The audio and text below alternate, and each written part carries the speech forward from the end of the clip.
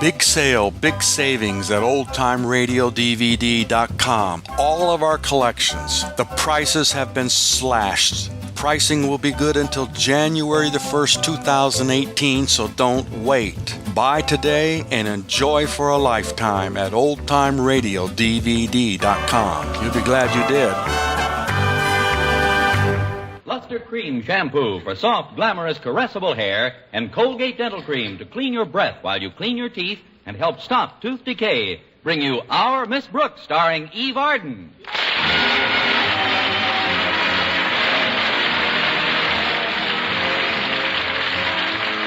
Yes, it's time once again for Eve Arden in another comedy episode of Our Miss Brooks, written by Al Lewis. Well, for most of us, it's considerably harder to get up early on winter mornings than it is during the summer. But this isn't the case with our Miss Brooks, who teaches English at Madison High School. Maybe I'm just being perverse, but if I found it any harder to get up early in the winter than I do in the summer, I'd sleep right through the spring. That's why Mrs. Davis, my landlady, had such a time waking me last Thursday morning. Connie, get up, Connie. Go away, Mrs. Davis. Come on now. You told me yourself that you wanted to get up at 6:30 sharp. I was lying. I can't understand what makes you so difficult to wake up. Oh, it must be because of my dream.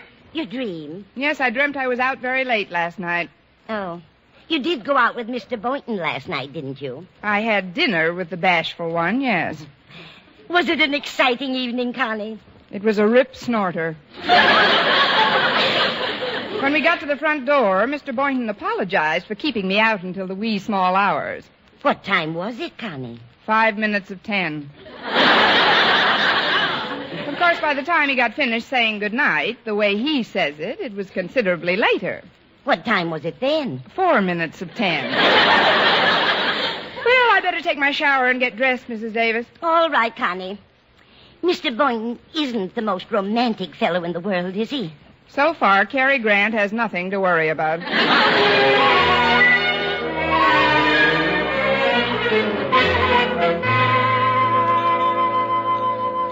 Oh, this coffee was very good, Mrs. Davis. Oh, I'm glad you like it, Connie.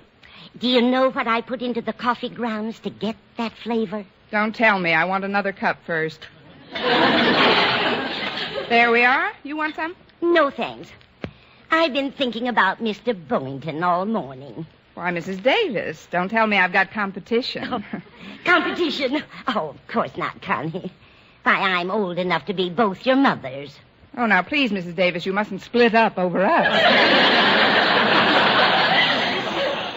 Oh, that must be Walter Denton. I can tell because there's still some food on the breakfast table. I'll get it. All right, Connie. I'm going out in the yard for a few minutes. I've got to try to fix that incinerator. The incinerator? What's the matter with it? It caught on fire the other day. I'll tell you about it when I come back. Should be interesting. Be right there. Good morning, Walter. Correction, Miss Brooks. It's a wonderful morning. A delicious morning. A morning dripping with ecstasy. Well, trickle in, happy boy. What are you celebrating, Walter? Was Madison High swept out to sea by a tidal wave? Of course not, Miss Brooks. It's me that's being carried along by a tidal wave. A tidal wave of emotion unprecedented in one of my tender years.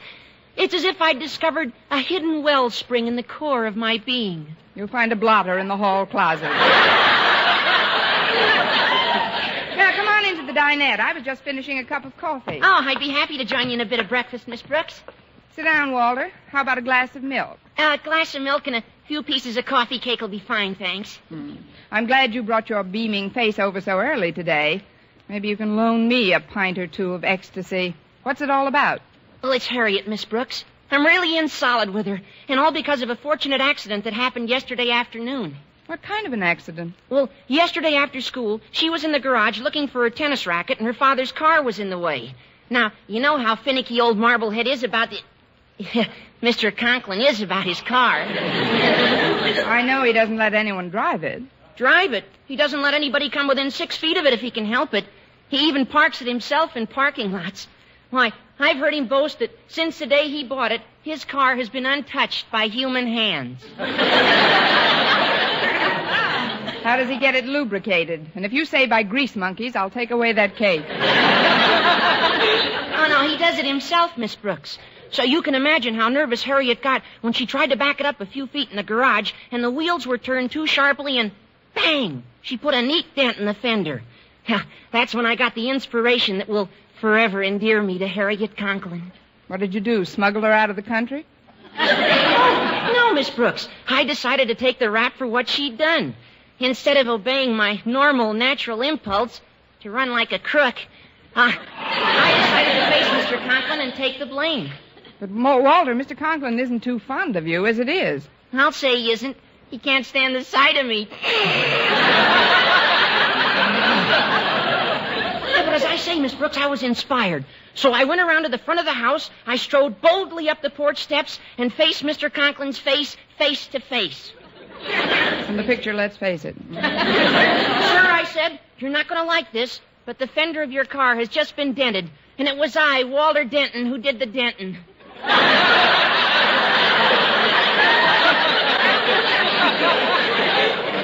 You've been reading too much Ogden Nash. What did Mr. Conklin say to that, Walter? He said, Denton, I admire your honesty.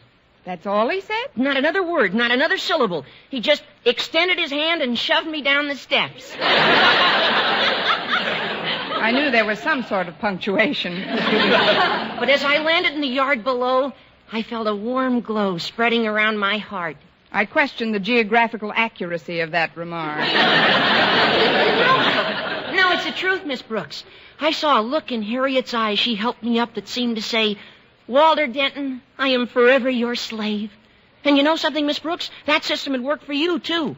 But, Walter, I can't be your slave. The Board of Education has a priority. No, I'm talking about Mr. Boynton. Now, if you want to get in solid with him, all you've got to do is just what I did. What, let Mr. Conklin shove me down the steps? No, Miss Brooks, take the rap for some jam that Mr. Boynton gets into. But Mr. Boynton doesn't get into any jams. How could I possibly take any raps for him? Maybe a jam could be arranged for Mr. Boynton. Mrs. Davis.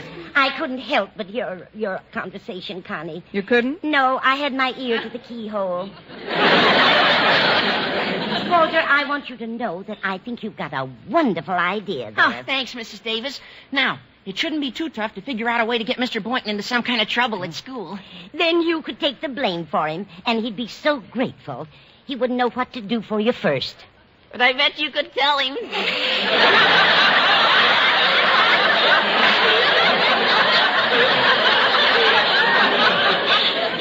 But that would be framing a perfectly innocent man. But it's for his own good, Connie. He's just too shy to realize that you two were meant for each other. Now, it's quite early yet, so before you start out for school, let's all sit quietly and try to figure out the best possible scheme. Swell. We'll all concentrate. I've got it. What is it? I'll borrow Mr. Boynton's cigarette lighter and leave it in the principal's office as evidence. His cigarette lighter? What good would that do? Oh, I forgot to tell you. First, I'd set fire to Mr. Conklin.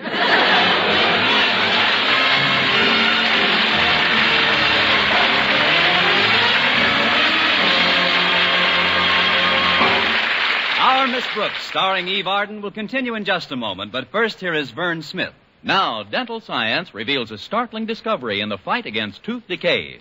Proof that always using Colgate dental cream right after eating helps stop tooth decay before it starts. Continuous research, hundreds of case histories, makes this the most important news in dental history. Eminent dental authorities supervised hundreds of college men and women for over a year.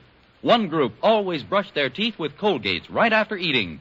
The other followed their usual dental care. And here are the amazing results. The group using Colgate dental cream as directed showed a startling reduction in average number of cavities, far less tooth decay. The other group developed new cavities at a much higher rate. No other dentifrice offers proof of these results. And Colgate's contains all the necessary ingredients, including an exclusive patented ingredient for effective daily dental care. No risk of irritation to tissues and gums. And no change in flavor, foam, or cleansing action. As always, Colgate's cleans your breath while it cleans your teeth. The Colgate's now at your dealers is the same formula used in the tests. Always use Colgate dental cream right after eating to help prevent new cavities, help stop tooth decay before it starts.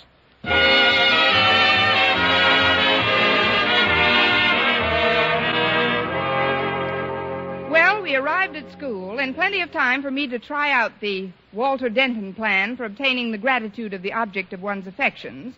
Or as Walter so romantically put it, get 'em in a jam, take the rap, and you got 'em in your pocket. Anyway, I headed directly for Mr. Boynton's biology lab. And knowing that Mr. Conklin's disposition wouldn't be improved any by the dent in his fender, I glided very carefully past his office. But I guess I wasn't careful enough. Miss Brooks. Oops. Morning, Mr. Conklin. On our toes this morning, aren't we? Yes, we are. Especially you. It's just that I didn't want to disturb you, sir. Very considerate of you. Now, if you don't mind, Miss Brooks, you can put your shoes on and step into my office. There we are. Have a seat. Thank you, sir. As you know, Miss Brooks, I have high blood pressure. Yes, sir, I know. Sometimes when you get excited, your face gets so red it looks like a little... Never mind. Never mind the little word pictures, Miss Brooks. I know how I look when I get excited. What I wanted to tell you is that I saw you stepping out of Walter Denton's car this morning. Oh? I see you stepping out of Denton's car almost every morning when you come to school, and it rather fascinates me. What does? Well, you see, sometimes I park my car right in front of school, sometimes a few yards to the right of it, and sometimes halfway down the block. But do you know something, Miss Brooks? No matter where I park it, Denton always manages to pull up alongside of it so that when you get out of his car, you have to slide your body the entire length of my car, making nick after nick in the paint job. I'm terribly sorry, Mr. Conklin. I had no idea I was so abrasive. Well, it's not deliberate, I'm sure.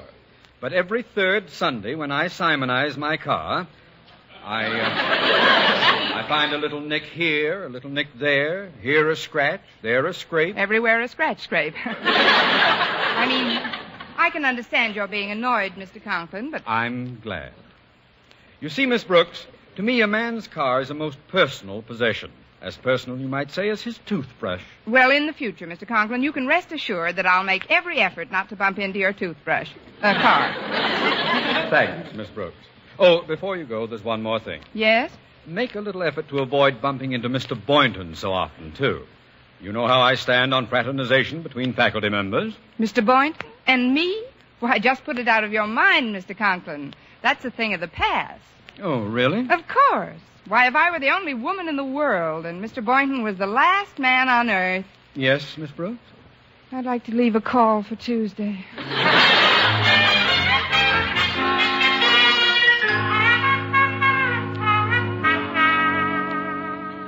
So you see, Mr. Boynton, although I don't like to lecture, these little visits have just got to stop. That's all there is to it. But why, Miss Brooks? I like your dropping into my lab like this. Well, that's the end of that lecture. Any questions? Oh, honestly, I don't see why Mr. Conklin's so strict about teachers passing the time of day once in a while. What harm does it do? Well, it does slow up our work some, I suppose. Although I haven't anything urgent to do at the moment. In fact, I was just doodling on this scratch pad. You see, it's a sketch of one of my white mice. Say, that's very cute. How is everything with you, Mr. Boynton? Fine, Miss Brooks. No trouble on the horizon at all? That is, everything sailing along smoothly for you? Smooth as silk. Oh. Let me have that mouse you just drew. And that pencil. Thanks. Now, when I put this little mustache on him, who does it remind you of? Oh, gee, I don't know. Here, I'll give you a hint. There. Well, when you put his name on it, it does look quite a bit like Mr. Conklin. Say, that reminds me. I've got some reports to turn into him this morning. Oh, I'll do it for you. I'm going right by his office. Are you sure it's no trouble? Trouble? It's my opportunity. I mean, I'll be glad to leave these reports for you. See you later, Mr. Boynton. All right, Miss Brooks, and thanks. Now I better tear up that drawing with Osgood Conklin's name on it, or he might... Well, now, that's funny. It disappeared. Oh, Miss Brooks, just a minute. What is it? Did you happen to pick up that drawing Miss Brooks, what's that you're stuffing in the envelope with my reports? Please, Mr. Boynton, I never stuff. Let's see that a minute. But, Mr. Boynton, if you don't get reports in promptly to Mr. Conklin, he gets furious. Miss Brooks, look at this picture. Eek, a mouse.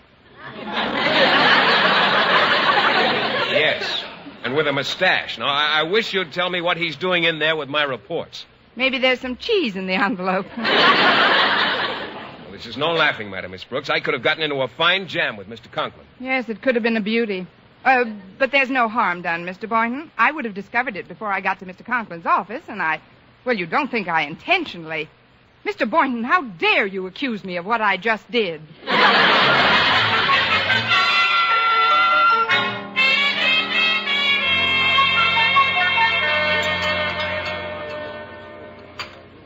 Why are you sitting way over here, Miss Brooks?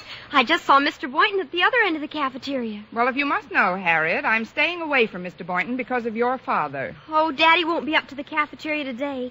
He's been terribly upset since I dented his fender yesterday. Walter Denton took the blame for it, though. He's just an angel, Miss Brooks. Yes, I heard he flew down the steps beautifully. But ever since it happened, Daddy's been on a rampage. He's positive he's got an ulcer. Really? Can he afford one? I'm sorry to hear it. Daddy called the cafeteria a little while ago and had them prepare a special lunch for him to eat in his office. Plain broth and a whole boiled chicken. Walter's bringing the tray over from the steam table now. I promised Daddy I'd bring it right down to his office. Well, here we are, Harriet. This ought to stop the old lion from growling for his victuals.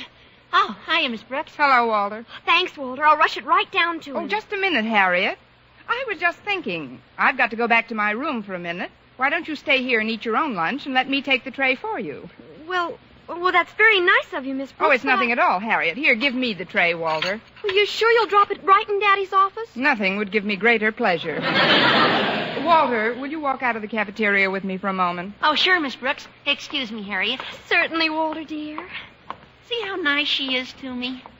How are you doing, Miss Brooks? Think of any way to get Mr. Boynton into a jam? I think I've got an idea, Walter, but you've got to help me. Yeah? Now, while he's out, I want you to take this tray into Mr. Boynton's laboratory. Just put a little note on it saying compliments of the cafeteria. And whatever you do, don't mention this to Harriet. But, Miss Brooks, this lunch belongs to Mr. Quiet, Walter. His office is just a few doors down the hall. You started me on this thing. Now, the least you can do is cooperate. Well, okay, Miss Brooks. I'll put it in the lab right away. But I sure hope you know what you're doing. I sure hope you get your hope. Well, what is it? May I see you for a moment, Mr. Conklin? Oh, come in. There's something I'd like to tell you, sir. Very well, but be brief. Oh, I will. I know this is your feeding time. Lunchtime.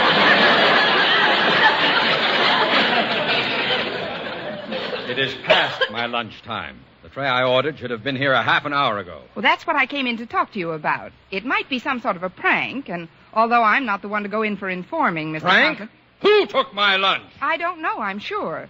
But I thought if you wanted me to, I could inspect some of the laboratories, classrooms, and see who the guilty party might be. A splendid suggestion, Miss Brooks. Only instead of you inspecting the classrooms, I'll do it myself. Yourself? Oh, but you're not a well man, Mr. Conklin. You can't leave this office now. Step aside, Miss Brooks. I'm going to locate my lunch, or else.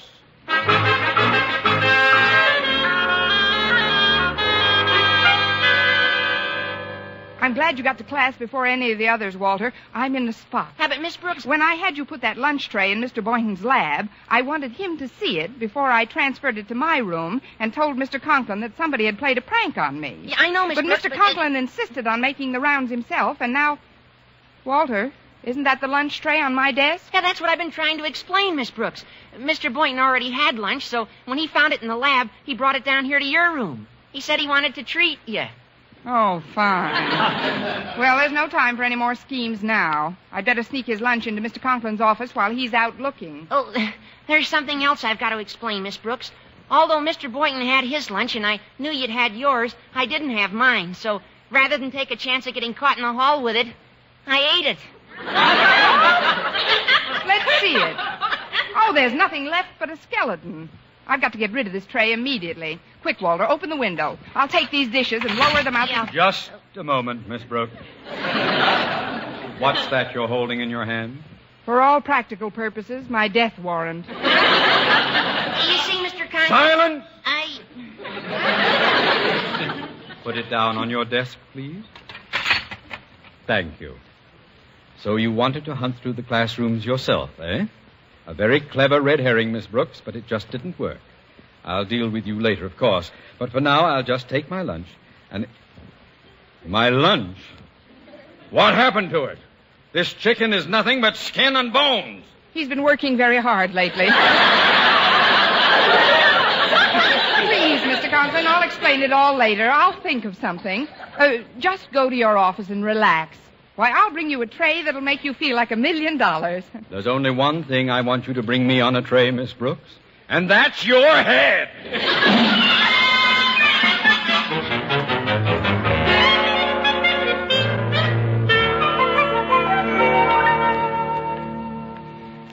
Oh, I'm certainly glad school's over, Mr. Boynton. I thought this day would never end. Well, me too. Mr. Conklin was in a pretty bad mood, wasn't he? I can't understand it. He's got such a fine teaching staff. You'd think he'd be happy. Well, here's my car, Miss Brooks. If you haven't made any other plans, well, that is, I thought maybe if you didn't have a ride with some other, well, would you like me to? I'm already in, Mr. Boynton.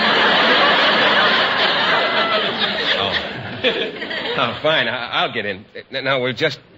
Uh-oh. Well, I seem to be jammed in between two cars here. Oh, it is pretty tight. Bumper to bumper. Yeah. I'll just have to start my motor and push the car in front of me a bit.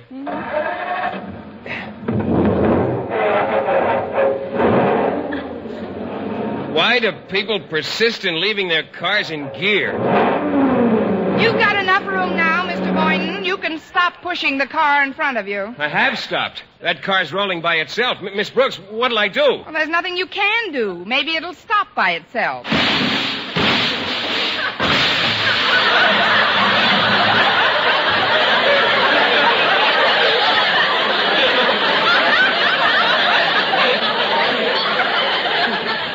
Well, that's the first time I've been right today. Come on. Oh, look at that fender, crumpled like an accordion.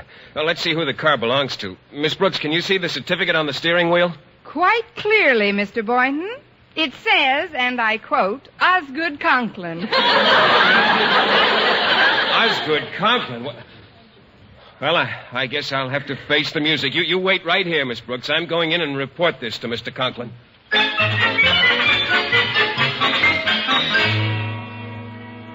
Well, that's a fine insurance company you're with, Gibbons. I'm sorry, Mr. Conklin, but our inspector looked at the fender this morning, and he says the dent can be hammered out for about $40. But I don't want it hammered out. I want a new fender. What am I paying insurance premiums for? Sorry, Mr. Conklin, a new fender would cost over $150, and the dent you have doesn't justify it. Since your policy is a $50 deductible, you'll have to stand the expense yourself. Bye. But Mr. Gibbons, Goodbye. Mr. Gibbons, he hung up on me. Well, of all the colossal nerve. Oh, pardon me, sir. What do you want, Boynton? I wish to report an accident, sir. An automobile accident. Automobile accident? Anybody hurt? Not yet. You see, sir, it was your car. My car? Yes, sir. You had me locked in at the curb, and I had to give it a little push, and the brake wasn't on, and, well, it didn't stop till it hit a tree. A tree? What happened to it? Oh, nothing happened to the tree, Mr. Conklin. But your fender, it's just... Smashed up pretty good, Boynton? Mangled. Really wrecked, eh? Oh, Boynton, that's wonderful. Wonderful. You mean you're happy about it? Well, of course. I'll show that insurance company they... Oh, wait a minute. That fender couldn't be hammered out, could it? Oh, definitely not. Attaboy, Boynton! Oh, I won't forget this, my boy. You've done me a real turn. Don't you see? I had a little dent in the fender, but the insurance company wouldn't replace it. But now they'll have to. Do you hear me? They'll have to. Wait. Mr. Conklin, you're barking at the wrong tree. I mean, I alone am responsible for what just happened to your car. You? But Mr. Boynton said Never mind what Mr. Boynton said. Now, see here, Miss Brooks, there's no necessity for you to go... Ixnay, Mr. Boynton, I'll handle this. No, Mr. Conklin, I know you're angry at me as it is, but I cannot let an innocent person try to shield me. You can go now, Mr. Boynton. Leave here a free man. But, Miss Brooks... You can thank me some other time. Tonight, say. But I don't understand. Why are you trying to take credit for this, Boynton? Credit? Credit? Look, Mr. Conklin, I don't understand a lot of things that have happened here today, so if you'll excuse me, I'll take Miss Brooks' suggestion and leave here a free man. But, Mr. Boynton, I don't... Now, what's the matter with him? What difference does it make who did what as long as I'm pleased? Miss Brooks, you have no idea what you've just done for me. You're so right. And you, Mr. Conklin, have no idea what I have just done to me. But I told you I'm not angry. Why are you still up a tree? If an English teacher may correct a principal, Mr. Conklin, it isn't a tree that I'm up. What I'm up, and without a paddle, is a creek. Eve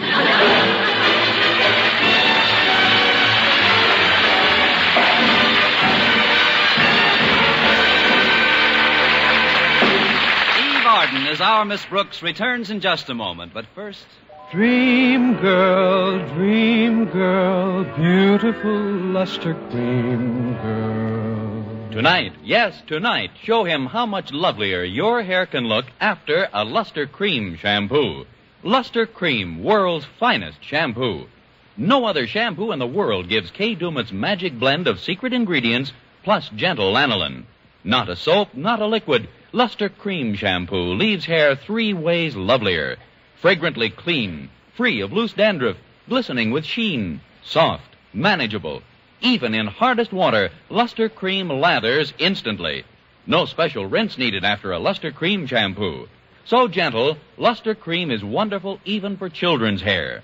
Tonight, yes, tonight, try Luster Cream shampoo.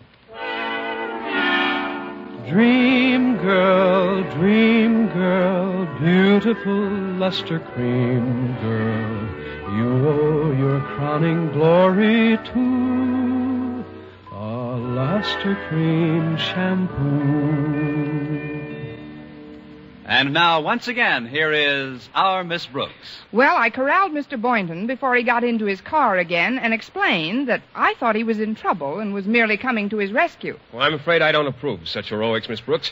You see, I've always liked to stand on my own 2 feet. It's a trait I inherited from my father. Really? Yes, Miss Brooks. I've gotten where I am today without the help of any woman. I'm rather proud of that, and so is my father. Mr. Boynton, could I have his address? His address?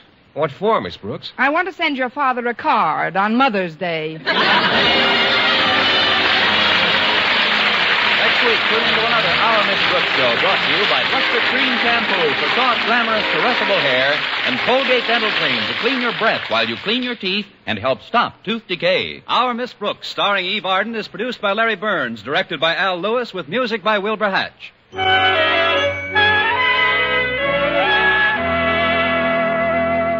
Doctors prove you too may have a lovelier complexion in 14 days. Yes, 36 leading skin specialists proved in tests on 1,285 different women that a new method of cleansing with Palmolive soap using nothing but Palmolive brought new complexion beauty to 2 women out of 3. Just wash your face 3 times daily with Palmolive soap. Each time for 60 seconds, massaging Palmolive's beauty lather onto your skin, then rinse. So start your Palmolive facials today. See what Palmolive soap can do for your complexion in just 14 days. The people in war-torn countries will be increasingly hungry, cold, and ill with the coming of winter. You can help them by sending care packages. Care packages include vital food, clothing, blankets. Care guarantees delivery. Just send $10 to Care, New York.